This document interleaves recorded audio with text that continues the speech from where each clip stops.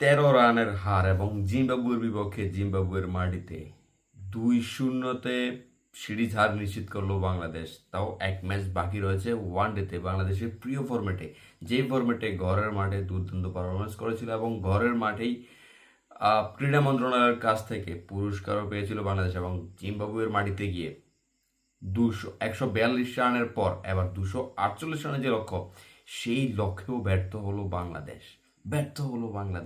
এটি শুধু বলতেও কেমন লাগছে, কারণ জিম্বাবুয়ের বিপক্ষে বাংলাদেশের যখন কম্পেয়ার করি জিম্বাবুয়ের ক্রিকেট অবকাঠামো এবং বাংলাদেশের ক্রিকেট অবকাঠামো, জিম্বাবুয়ের প্লেয়ার এবং বাংলাদেশের প্লেয়াররা তারা কোথায় কোথায় খেলছে, কীভাবে কীভাবে খেলছে, এবং সোয়ানের মতো প্লেয়াররা যারা কিনা অনেক দিন ধরে বাংলাদেশ ক্রিকেটে খেলছে, এবং সোয়ানের মতো প্লেয়াররা কিন্তু অনেক দিন ধরে বাংলাদেশের ঘরোয়া ক্রিকেটে ক্যাপ্টেন্সি করে যাচ্ছে, একটা মোমেন্টামে খেলে যাচ্ছে, নিজেদের career গড়েছে।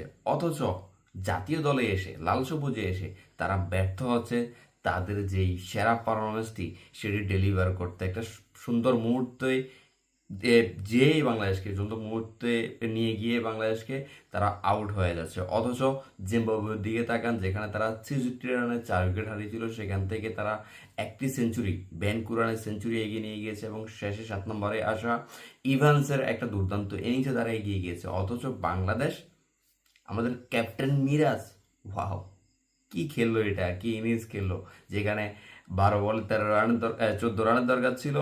Captain on the pitch, হ্যাঁ, সিঙ্গেল হ্যান্ডেডলি একটা ইনিংস খেলতে পারতো, আবারও নিজেকে গড়ে তুলতে পারতো, অথচ হাতে ক্যাচ দিয়ে ফিরে এলো।